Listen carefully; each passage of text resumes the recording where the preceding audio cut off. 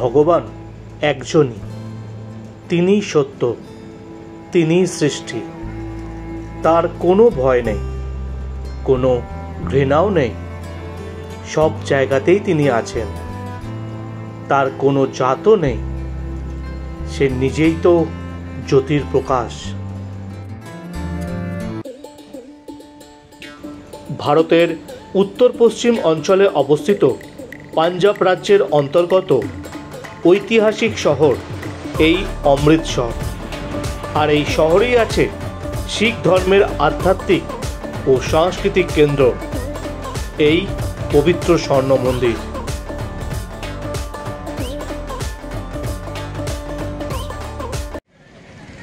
ভারতের এমন এক জায়গা আছে যেখানে জাতি ধর্ম নির্বিশেষে সবাইকে জানায় আমন্ত্রণ, আর সেই আমন্ত্রণে আমি সেই জায়গায়। আজকের ভিডিও পবিত্র স্বর্ণ মন্দির।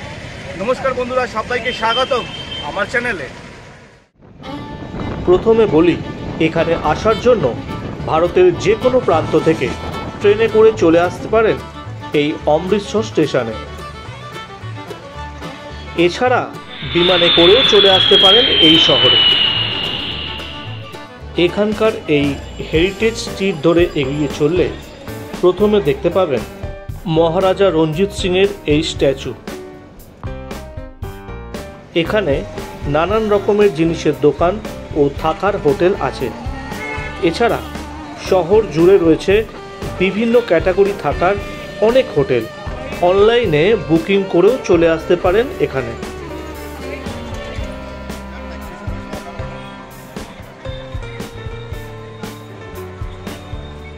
কিছুটা এগোতেই চলে এলাম পার্টিশন মিউজিয়ামের সামনে। 1947 সালের দেশভাগের পরবর্তী সময় বিভিন্ন ধর্মীয় গোষ্ঠীগুলোর মধ্যে ভয়াবহ দাঙ্গা ঘটে। মূলত হিন্দু, শিখ ও মুসলমান সম্প্রদায়ের প্রায় 1,40,00,000 মানুষ বাস্তুচ্যুত হয়েছিল। প্রচুর মানুষ প্রাণ হারিয়েছিল। তাদের স্মৃতির স্মরণে পাঞ্জাব সরকার যুক্তরাজ্যের আর্টস অ্যান্ড কালচারাল হেরিটেজ ট্রাস্টের সঙ্গে মিলে এই সংগ্রহশালাটি প্রতিষ্ঠা করে। এখানে সেই সময়কার নানান ঘটনা, উপকরণ এবং হরেক নথি সংরক্ষিত আছে। 2017 সালের 25শে আগস্ট এই মিউজিয়ামটি উদ্বোধন হয়। এখানে ঢুকতে টিকিট মূল্য লাগে 10 টাকা, তবে 5 বছরের নিচে বাচ্চাদের এন্ট্রি ফি ফ্রি, আর বিদেশিদের জন্য এন্ট্রি ফি হলো 250 টাকা। ভিতরে ফটো ও ভিডিও তোলা নিষেধ, তাই দেখাতে পারলাম না।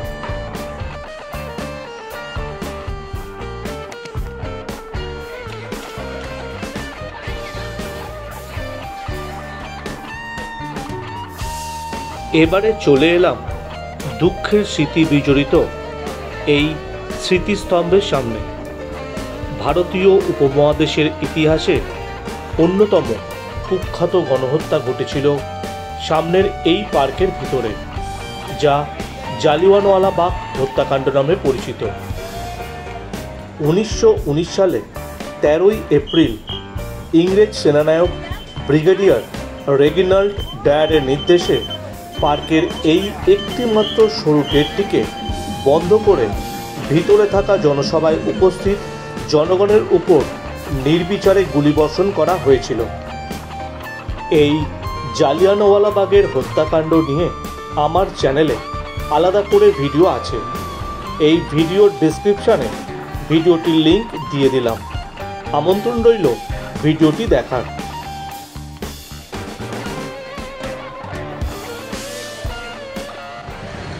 গুরুর দরজায় প্রবেশ করতে হলে মাথা নত করে যেতে হয়।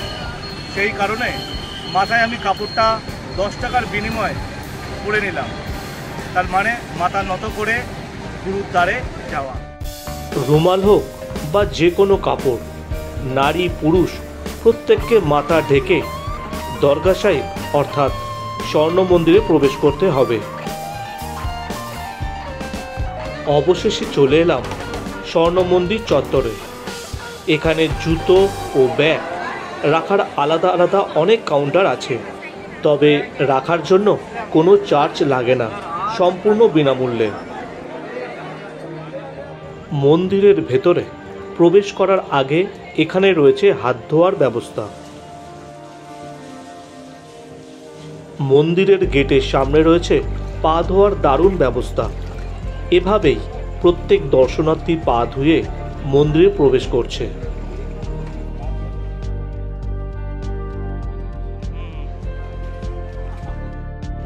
এই নিয়ে দ্বিতীয়বার শ্রী হরমন্দির সাহিব অর্থাৎ স্বর্ণ মন্দিরের সামনে আমি উপস্থিত। শুধু ভারতবর্ষ থেকে নয়, পৃথিবীর বিভিন্ন জায়গা থেকে বহু পর্যটক এখানে দর্শন করতে আসেন। বহু প্রাচীন এই মন্দির। 1502 খ্রিস্টাব্দে প্রকাণ্ড এই জলাশয়ের ধারে শিখ ধর্মের প্রতিষ্ঠাতা গুরু নানক একটি মন্দির গড়ে তোলার স্বপ্ন দেখেন এবং এই জলাশয়ের নাম রাখেন অমৃতসায়র। তার থেকেই এই শহরের নাম অমৃতসর। গুরু নানক তার জীবদ্দশায় এই স্বপ্নকে বাস্তবায়িত করতে পারেননি। বহু বছর বাদে অর্থাৎ 1573 খ্রিস্টাব্দে চতুর্থ শিখ গুরু রামদাস এই মন্দিরের নির্মাণ শুরু করেন এবং পঞ্চম শিখ গুরু গুরু অর্জন এই মন্দিরের নির্মাণ শেষ করেন। 1809 সালে মহারাজা অর্জুন সিং মার্বেল পাথর দিয়ে পুরো মন্দিরটাকে বাঁধিয়ে দিয়েছিলেন। পরে 1830 সালে সোনার প্রলেপ দিয়ে মন্দিরের ওপরের অংশটি মুড়ে দিয়েছিলেন। সোনা লেগেছিল প্রায় 500 কেজির মতন। সেই থেকেই এই মন্দিরের নাম হয়েছিল স্বর্ণ মন্দির। এই মন্দিরে শিখ ধর্মের ধর্মগ্রন্থ অর্থাৎ চিরন্তন গুরু শ্রী গুরু গ্রন্থ সাহিব 1604 খ্রিস্টাব্দে স্থাপন করা হয়। এখানে প্রসাদ হিসাবে সুজির হালুয়া বিনামূল্যে দেওয়া হচ্ছে, কিন্তু এই হালুয়ার স্বাদ অসাধারণ। আঙুলের ফাঁক দিয়ে ঘি গড়িয়ে পড়বে। এখানকার এই কাউন্টার থেকে প্রসাদ বিক্রি হচ্ছে। প্রতি প্যাকেটের দাম মাত্র 20 টাকা। এখানের মানব সেবা চলছে পুরোটাই ডোনেশনের ওপর, তাই এরকম বক্স মন্দিরের চারিদিকে দেখতে পাবেন। প্রবেশদ্বারের ঠিক পাশেই দোতলায় আছে শিখ মিউজিয়াম। শিখ ইতিহাসের চাঞ্চল্যকর অতীত জানতে এই মিউজিয়ামে আসতে হবে। এখানে ঢুকতে কোনো টিকিট লাগে না। ভিতরে ফটো বা ভিডিওগ্রাফি নিষেধ, তাই ভিতরের অংশ দেখাতে পারলাম না। মন্দিরের ঠিক বাইরে আছে শপিং কমপ্লেক্স। এখানে আচার থেকে শুরু করে গিফট আইটেম ও নানান ধরনের জিনিস বিক্রি হচ্ছে। ভাববেন না যেন মন্দির দেখানো শেষ হয়ে গেল। রাতের বেলায় স্বর্ণ মন্দির কেমন লাগে, এখানকার বিখ্যাত লঙ্গরখানায় খাওয়া দাওয়ার অভিজ্ঞতাই বা কেমন, তা জানতে হলে ভিডিওটি শেষ পর্যন্ত আপনাকে দেখতে হবে। অমৃতসর এলে লস্যি কিন্তু খেতেই হবে, আর সেটা যদি হয় গ্যান্দি লস্যির দোকানের, তাহলে তো কথাই নেই। স্বর্ণ মন্দির চত্বর থেকে হাফ কিলোমিটার দূরত্বে আছে 100 বছরের পুরনো এই বিখ্যাত দোকান। এখানকার লস্যি এই তল্লাটের সেরা লস্যি।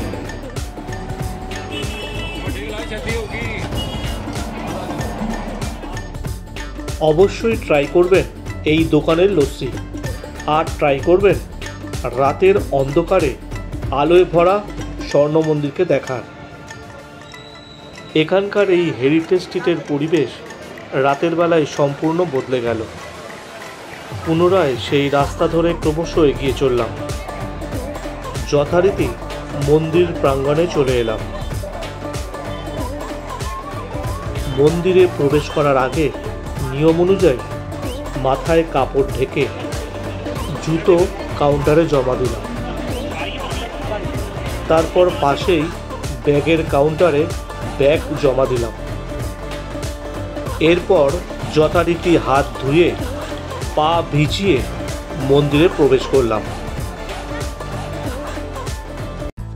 শ্রী হরমন্দির সাহিব, দরগা সাহিব, স্বর্ণ মন্দির, কতই না নাম, কিন্তু রাতের এই দৃশ্য যে দেখবে প্রথম অবস্থায় খানিকক্ষণ থ মেরে দাঁড়িয়ে থাকতে হবে, এটা আমার গ্যারান্টি। আলোর বন্যায় ভাসিয়ে দিলাম নিজেকে। রাতের বেলায় স্বর্ণ মন্দির ধরা দিল একেবারে অন্য রূপে।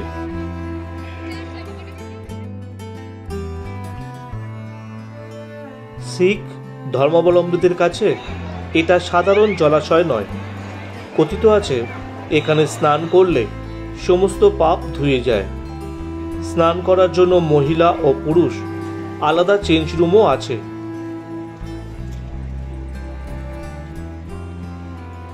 এখানকার হালুয়া প্রসাদ অমৃত, তাই আবারও গ্রহণ করলাম। সরোবরের মাঝখানে অবস্থিত এই হরমন্দির সাহিবের ভিতরে প্রবেশ করার জন্য চারদিকে 4টি গেট আছে। ব্রিজ পেরিয়ে মূল মন্দিরে প্রবেশ করতে হবে। এইভাবে লাইন দিয়ে ক্রমশ এগোতে হবে। মন্দিরের ভিতরে গুরু গ্রন্থ সাহিব প্রতিষ্ঠিত। সুন্দর কারুকার্য করা চাদর দিয়ে ঢাকা। দুজন চামর দিয়ে হাওয়া করছে। মাঝে একজন গুরু গ্রন্থ সাহিব পাঠ করে চলেছে। পাশেই আছে অকাল তাখ্ত। গুরু গ্রন্থ সাহিবের এখানে রাত্রিকালীন আবাস।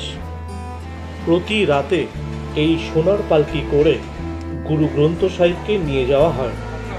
আবার ভোর রাতে একইভাবে মূল মন্দিরে নিয়ে আসা হয়। এই মন্দির চত্বরে যারা নিরাপত্তার দায়িত্বে আছেন তাদের এই রকম নীল রঙের ড্রেস, হাতে বল্লম ও খঞ্জনির সাথে নিয়ে পাহারা দিয়ে চলেছেন। চলে এলাম মন্দির কমপ্লেক্সের মধ্যে থাকা পৃথিবীর মধ্যে সবথেকে বড় কমিউনিটি কিচেন, সাথে দ্বিতল বিশিষ্ট লঙ্গরখানা, অর্থাৎ গুরু কা লঙ্গর। প্রবেশ করার সাথে সাথেই স্বেচ্ছাসেবকরা হাতে থালা, বাটি ও চামচ দিয়ে দিল। সম্পূর্ণ বিনামূল্যে এখানে খাবার সরবরাহ করা হয়। লঙ্গরখানার প্রচলন করেছিলেন শিখদের প্রথম গুরু গুরু নানক জি। নিজের জীবন থেকে শিক্ষা নিয়েই এটা তিনি করেছিলেন। চলতি ব্যাচ শেষ হওয়ার পর সবাই মেঝেতে একে একে বসে পড়ল। কোনো রাজনৈতিক নেতা হোক বা সেলিব্রিটি, জাতি, ধর্ম, বর্ণ নির্বিশেষে প্রত্যেকে একই নিয়ম মেনে এখানে খাবার গ্রহণ করছে। সবাই সমান, এখানে নেই কোনো ভেদাভেদ। এটাই শিখ ধর্মের মূল মন্ত্র। এখানে প্রধান আইটেম হলো রুটি, যা দুহাত পেতে গ্রহণ করতে হয়। এছাড়া রয়েছে ভাত, ডাল, সবজি ও পায়েস। পানীয় জল দেওয়ার সিস্টেমটাও দারুণ।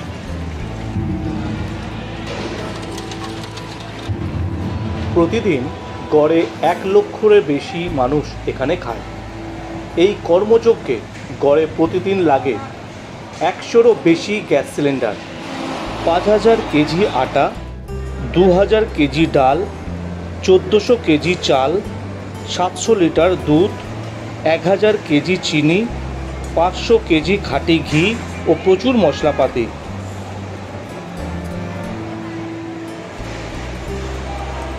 খাওয়া দাওয়ার শেষে বাইরে বেরোনোর পরই স্বেচ্ছাসেবকরা হাত থেকে এঁটো থালা বাটি নিয়ে নিল। তারপর বিভিন্ন পদ্ধতিতে বাসন ধোয়ার কাজ চলে।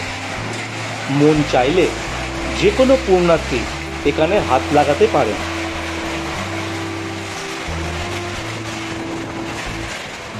এবারে চলে এলাম পৃথিবীর সবথেকে বড় রান্নাঘরে। বাসন কোসনের সাইজ বলে দিচ্ছে কি পরিমাণ খাবার এখানে রান্না হয়। এখানে রান্নার কাজ থেকে শুরু করে নানান কাজে যত মানুষ নিয়োগ আছে তারা সবাই স্বেচ্ছায় কাজ করে চলেছে। স্বর্ণ মন্দির দর্শন শুধুই দর্শন নয়, এখানে লঙ্গরখানায় ভোজন শুধুই ভোজন নয়, এ যেন জীবনের সবথেকে বড় শিক্ষা। কেননা এখানে জাতি, ধর্ম, বর্ণ এসব নিয়ে বিচার হয় না। মানবতাই হলো প্রধান ধর্ম। ধনী গরিব সবাইকে লঙ্গরখানায় একই ছাদের তলায় মেঝেতে বসিয়ে ভোজন করানোর অর্থ হলো সবাই সমান। মানব সেবাই হলো আসল পুজো। তাহলে আজকের মতো এখানে ভিডিও শেষ করলাম। আবার দেখা হবে পরবর্তী নতুন ভিডিওর সাথে। ধন্যবাদ।